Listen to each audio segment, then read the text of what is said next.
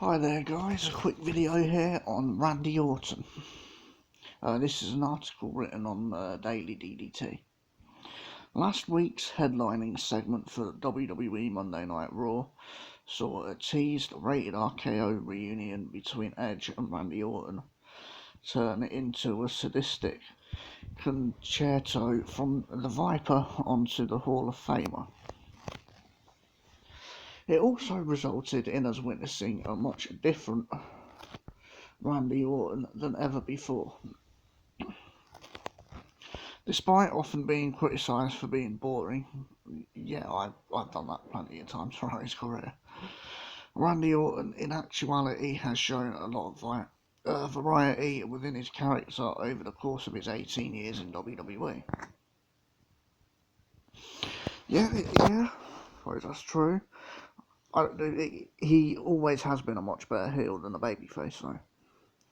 The last 2 decades have seen Orton function as a blue chipper third generation rookie, a disrespectfully overconfident legend killer, and most notably as the unstable calculating Viper. I think the Viper side has been the best of Randy Orton, Orton of 2009. I think character wise was doing his best work at that time. Orton has played the hero role better than he's been given credit for, specifically in the period after his respective splits with the Legacy and the Authority. Even his recent feud with AJ Styles and the OC, specifically the fake injury segment, exemplified the quality of work he can do as a fan favourite. He's still a much better heel though. Nonetheless, it's widely agreed upon that Randy Orton is far and wide better as a bad guy. Yeah, as I just said. His rivalries with The Undertaker, Triple H, Daniel Bryan, John Cena, and others heavily support that argument, as he was actively callous throughout each of those storylines.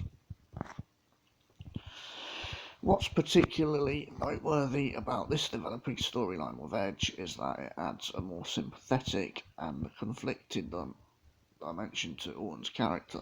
Because it looked like he was really hesitant. Well, not hesitant, it's not quite the right word. It was like he didn't really want to do it. I suppose that is hesitant in a way. He didn't want to do it, but fuck it, I'm going to do it anyway.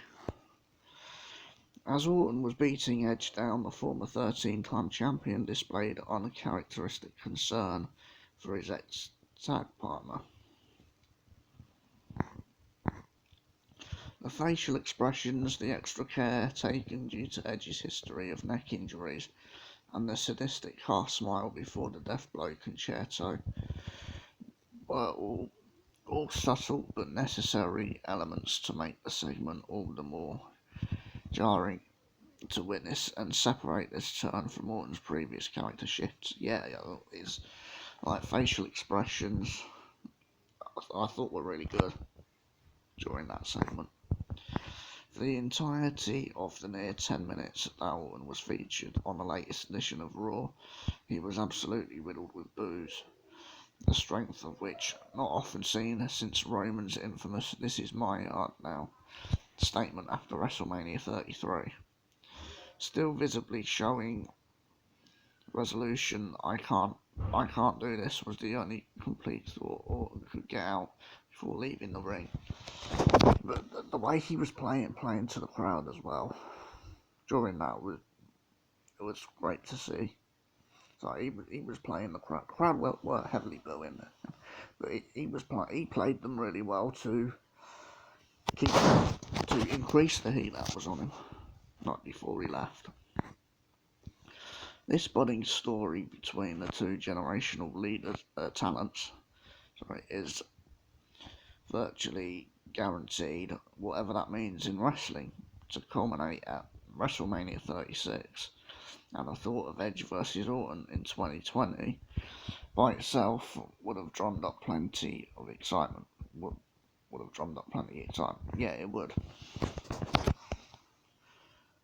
Edge's return has generated a lot of excitement. Orton's unusually hesitant nature, along with a lack of clarity to his motives for attacking Edge, has and will continue to drive plenty of intrigue on the road to WrestleMania, especially with an update due from the Rated R Superstar next week. Well, whether that means Edge will be actually at the show, or whether it's going to be a taped update, we'll have to wait and see. With the aforementioned update from Edge in mind, he'll most likely be back with a clear objective to get revenge against an internally conflicted Orton, on the same stage that 9 years ago was thought to be the last time he would ever wrestle. Yeah, well, I said whether that will happen on Monday. We'll have to wait and see on that one. Then just do a taped update instead of Edge actually being on Raw. Whether or not Orton's trademark heartlessness comes to light in time for a marquee match against Edge will be a development worth paying attention to as WrestleMania draws closer.